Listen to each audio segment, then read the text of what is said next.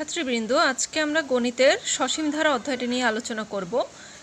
তো শুরুতেই আমাদের অধ্যায়ে যতগুলো সূত্র আছে সব সূত্রগুলো মুখস্থ করে ফেলতে হবে, না হলে অঙ্ক করতে পারবে না।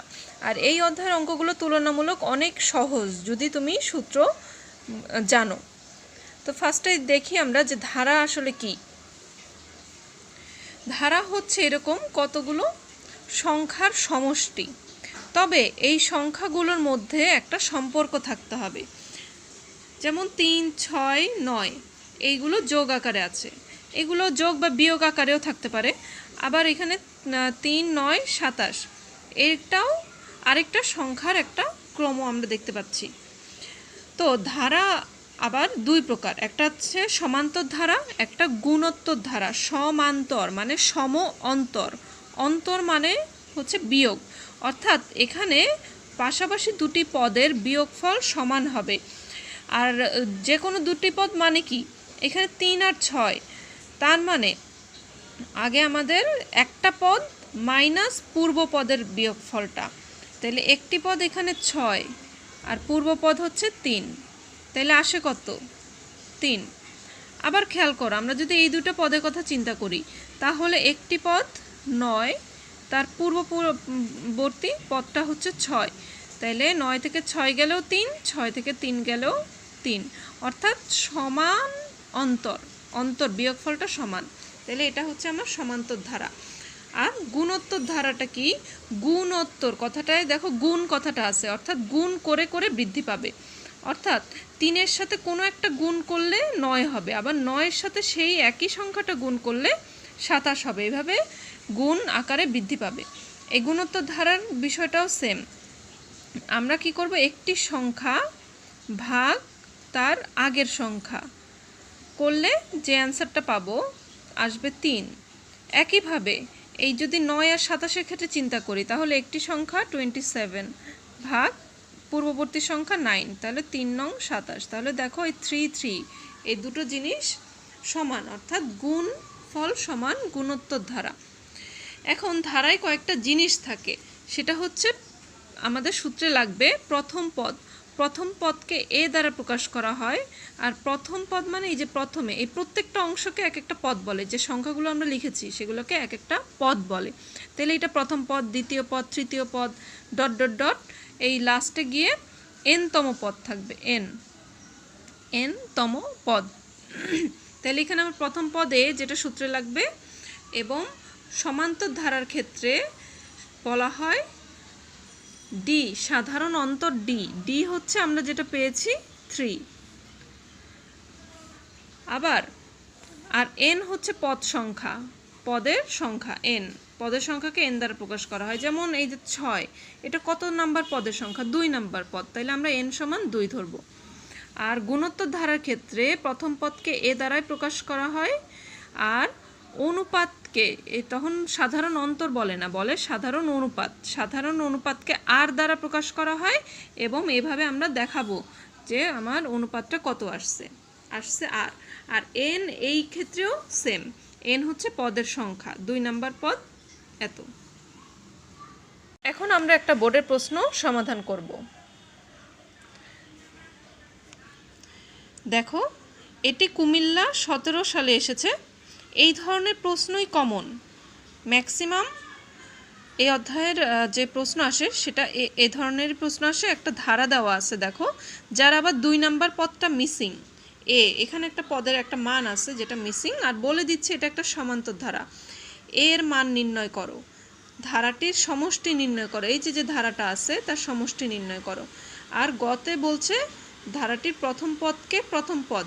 আচ্ছা, এটা আমরা যখন করব প্রশ্নটা পড়ে নিব, আগে আমরা ক খ সমাধান করি। কয়ে এর মান বের করতে হবে। তো আমরা যেহেতু এ একটা পদ, তাইলে আমার পদের সূত্রে আসতে হবে। আর সূত্র তোমরা মুখস্থ করলে জানবা, n-তম পদের সূত্র হচ্ছে a plus n minus 1 into D. এটা n-তম পদ, আমরা এখানে n-তম বলবো। আগে আমরা সূত্রটা যখন লিখব তখন লিখব ধারাটির n-তম পদ এ সমান এত। সুতরাং ধারাটির এবার দ্বিতীয় পদ যখন মান বসাবো তখন আমরা এভাবে লিখব। দেখো, তাহলে আমার সূত্র কি, যে পদ আমার বের করতে হবে, তাহলে আমার পদের সূত্র লিখব। তাহলে পদের সূত্র হচ্ছে a plus n minus 1 into D, অর্থাৎ এই মানগুলো আমার লাগবে। এর মান কি, এর মান তোমার প্রশ্নেই দেওয়া আছে 3। তাহলে আমরা প্রথম পদ 3 পেয়ে গেলাম। সাধারণ, এটা হচ্ছে পদের সংখ্যা, তাহলে আমাদের কত নম্বর পদ বের করতে হবে? এই যে 2 নম্বর পদ, তাহলে আমরা n এর মানও জানি। আর সূত্রে আছে ডি, সাধারণ অন্তর। তাহলে আমরা কি এখানে সাধারণ অন্তর বের করতে পারবো? কারণ সাধারণ অন্তর কি আসবে, a মাইনাস 3 আসবে, আবার কি 9 মাইনাস a আসবে। সেখান থেকে কিন্তু আমরা ডি এর মানটা পাবো না, তাই আমাদের ডি এর মান বের করে নিতে হবে। তো ডি বের করার ক্ষেত্রে কি করব, আমরা এমন একটা পদ ধরব, ওকে নিয়ে কাজ করব যাতে আমার ডি এর মান বের হয়ে যায়। যেমন আমরা এখানে যদি n-তম পদের মান এটা হয়, তাহলে তৃতীয় পদের মান কি হবে? সূত্রে আমি যদি সবার মান বসাই, তাহলে এরকম একটা মান আসে 3 প্লাস 2d। এখন এই যে 3 প্লাস 2d মানে কি, তৃতীয় পদের মান আসছে সূত্র অনুযায়ী এটা, আর তৃতীয় পদের মান আমার উদ্দীপকে দেওয়া আছে 9, তাহলে অবশ্যই এটা সমান 9। এভাবে আমরা ডি এর মানটা আগে বের করে নিব। ডি এর মান বের করার পরে দ্বিতীয় পদের সূত্রে বসালে আমরা কাঙ্ক্ষিত মান পাব। এটা হচ্ছে অরিজিনাল নিয়ম, এইভাবে আমরা করব অঙ্কটা। তবে বিকল্প একটা পদ্ধতি আছে, সহজ এবং শর্ট। সেটা হচ্ছে কখনো সময় স্বল্পতা থাকতে পারে, বা হয়তো মনে পড়ছে না, তখন এভাবেও করা যাবে অঙ্ক। অন্তত ফুল মার্ক না পেলেও 50% বা কিছু মার্ক যাতে আমার যায়, আমি অঙ্কর যাতে বাদ দিয়ে না আসি, সেই জন্য আমাদের করতে হবে। যেমন আমি বলছি যে এটা যেহেতু সমান্তর ধারা, তাহলে পাশাপাশি যে কোনো দুটি পদের অন্তর সবসময় সমান হবে। অর্থাৎ এই যে a মাইনাস 3, এ একটি সংখ্যা মাইনাস তার পূর্বের সংখ্যা, তাহলে a মাইনাস 3 এর যে উত্তরটা আসবে, তাহলে 9 মাইনাস a এর উত্তর সেম আসবে। আমি একটু আগে যেটা দেখালাম তোমাদের, এই যে বিয়োগটা, একটা পদ মাইনাস তার আগের পদ 6 মাইনাস 3, আবার একটা পদ 9 মাইনাস তার আগের পদ 9 মাইনাস 6, এরা সবসময় সমান। তো এই ক্ষেত্রেও সেম কেস ঘটছে যে a মাইনাস 3 সমান 9 মাইনাস a। তাহলে দেখো এভাবে এর মানটা কিন্তু আমাদের বের হয়ে আসবে। এটা বিকল্প পদ্ধতি, তবে তোমরা চেষ্টা করবে এভাবে করার। খতে বলেছে যে এই ধারাটির সমষ্টি বের করতে হবে। তাহলে সমষ্টির সূত্র আমরা কি জানি, সমান্তর ধারার n-তম পদের সূত্র হচ্ছে n সংখ্যক পদের সমষ্টি। সমষ্টির সূত্র এটা n/2 × 2a + n-1 × d।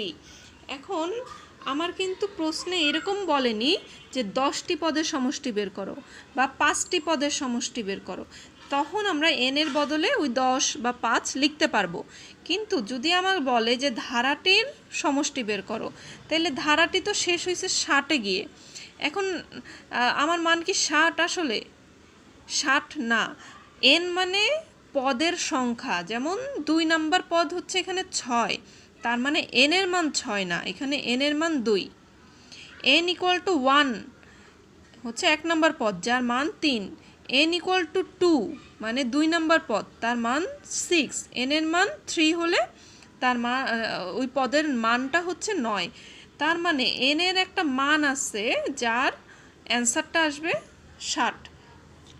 তো যেহেতু আমার n সংখ্যক পদের সমষ্টিতে n এর মান প্রয়োজন, তাই আগে আমার পদের মানের মাধ্যমে n এর মানটা বের করে নিতে হবে। তো দেখো আমার সব তথ্য দেওয়া আছে, a d আর শেষ পদ তো 60। এখন আমরা জানি n-তম পদ 60, তাহলে আমার 60 এটা কত নাম্বার পদ, এটা আমার বের করতে হবে। তাহলে n-তম পদ যদি 60 হয়, তাহলে আমরা ধরেই নিছি যে এই 60 এটাই হচ্ছে n-তম পদ, তাহলে এটা 60। এবার এভাবে করে আমরা n এর মান পাচ্ছি। দেখো n এর মান হচ্ছে 20। তোমরা ম্যাক্সিমাম যে ভুলটা করো সেটা হচ্ছে n = 60 ধরে নাও, কিন্তু সেটা কিন্তু না। সবসময় মনে রাখবে n হচ্ছে একটা পদের সংখ্যা, n1 মানে হচ্ছে প্রথম পদ। তো প্রথম পদের মান যে 1 তা না তো, প্রথম পদ তো এখানে আমাদের 3 আছে, এখানে আছে 3। n = 2 মানে কি দ্বিতীয় পদ, তো দ্বিতীয় পদের মান কি 2? হয়তো তোমার উদ্দীপকে থাকতে পারে 1 2 3 4 করে, কিন্তু তার মানে সব ক্ষেত্রে এটা প্রযোজ্য না। n এর মান 2 মানে এই যে n, এখানে 2 নাম্বার পদটা আসছে 9। অর্থাৎ একইভাবে আমার শেষে যদি n থাকে তাহলে n-তম পদ n, আর শেষে যদি 60 থাকে তাহলে n-তম পদ 60। এভাবে আমরা n-তম পদটা আগে বের করে নিচ্ছি, এই যে n-তম পদ। এখন ধারাটির n সংখ্যক পদের সমষ্টি বের করতে হবে। দেখো, ধারাটির 20তম পদের সমষ্টি, যেহেতু আমাদের 20 নাম্বার পদটা, তাহলে 20তম পদের সমষ্টি যে মান বসালে একটা ফাইনাল অ্যান্সার চলে আসছে। এরপরে আসো গ। গতে কি বলছে? ধারাটির প্রথম পদকে প্রথম পদ এবং সাধারণ অন্তরকে সাধারণ অনুপাত ধরে একটি গুণোত্তর ধারা গঠন করো ও তার প্রথম 9টি পদের সমষ্টি সূত্রের সাহায্যে বের করো। এখানে দেখো আমার 9টি পদের সমষ্টি বলছে, তাহলে n এর মান আমরা 9 ধরতে পারবো, তাই তো? কিন্তু আমার যদি শুধু ধারাটির সমষ্টি বলতো তাহলে আমার n এর মানটা বের করে নিতে হতো। তো এখন আমাদের উদ্দীপকে দেওয়া আছে সমান্তর ধারা, কিন্তু তৈরি করতে বলছে গুণোত্তর ধারা। আর এখানে কিছু ক্লু দিছে কিভাবে আমি গুণোত্তর ধারাটা তৈরি করব। তাহলে এখন আমরা দেখে নিব। এখানে দেখো, ধারাটির প্রথম পদ a সমান 3 প্রথম পদ এবং সাধারণ অন্তর d সমান 3 ছিল। যেহেতু গুণোত্তর ধারা, সেখানে আমরা সাধারণ অনুপাত ধরব। সাধারণ অনুপাত r সমান 3 ধরি। এখন যেহেতু গুণোত্তর ধারা বের করতে হবে, তাহলে আমার ধারার পদগুলো বের করতে হবে। তাই প্রথম পদ তো আমরা জানি 3, তাহলে বাকি পদগুলো বের করার সূত্র হচ্ছে n-তম পদ a r⁻n-1, তাহলে দ্বিতীয় পদ হবে a r⁻2-1, তৃতীয় পদ হচ্ছে a r⁻3-1। এভাবে করে আমরা অ্যাটলিস্ট 2 থেকে 3টা পদ বের করে নিব গুণোত্তর ধারা বের করার স্বার্থে। আবার বলি যে আমি প্রশ্নে ছিল সমান্তর ধারা, আর আমাকে বের করতে হবে গুণোত্তর ধারা। আর কিছু ক্লু দিয়ে দিছে, সমান্তর ধারার প্রথম পদটাই হবে গুণোত্তর ধারার প্রথম পদ, তাহলে এটা আমি পেয়ে গেলাম। আর সমান্তর ধারার যে সাধারণ অন্তর ছিল সেটাই হবে গুণোত্তর ধারার সাধারণ অন্তর 3, সাধারণ অনুপাত 3। তাহলে a আর r এর মান আমরা পেয়ে গেছি। এভাবে একটা গুণোত্তর ধারা তৈরি করতে বলছে। তাহলে ধারা তৈরি করতে গেলে আমার তো 3 জানছি, বাকি পদগুলো কি বলে দিছে প্রশ্নে? বলা নাই। তাহলে আমার বাকি পদ বের করতে হবে। আর পদ বের করার সূত্র কি? a r⁻n-1। তাহলে আমরা দ্বিতীয় পদ বের করলাম, a আর এর মান আমরা জানি, তাহলে n এর মান, দ্বিতীয় পদের জন্য n এর মান 2, তৃতীয় পদের জন্য n এর মান 3, আর a আর এর মান তো ফিক্সড। আবার চতুর্থ পদ তুমি বের করতে চাইলে a r⁻4-1 হবে। এভাবে গুণোত্তর ধারা বের করলাম। এখন গুণোত্তর ধারার সমষ্টির 2টি সূত্র আছে। একটা হচ্ছে r এর মান যদি 1 থেকে বড় হয় তাহলে সূত্রটা এমন, আর r এর মান যদি 1 থেকে ছোট হয় তাহলে সূত্রটা জাস্ট চেঞ্জ হয়ে যাবে, a 1 - r⁻n আর 1 - r। অর্থাৎ r যদি বড় হয় তাহলে আগে বসবে, আর 1 বড় হলে 1টা আগে বসবে। সূত্রটা সেম। এই যে এখানে দেখা যাচ্ছে r এর মান 3, অর্থাৎ 1 থেকে বড়, তাই আমরা এই সূত্রটা ইউজ করব। আর মানটা বসিয়ে দিলে এভাবে একটা আমাদের রেজাল্ট পাবো। তো 1-এর গ, এই গ নাম্বার প্রশ্নটা মানে ম্যাক্সিমাম বোর্ডে কমন। এটাই প্রশ্ন, সমান্তর ধারা দেওয়া থাকে, গুণোত্তর ধারা বের করতে হয়।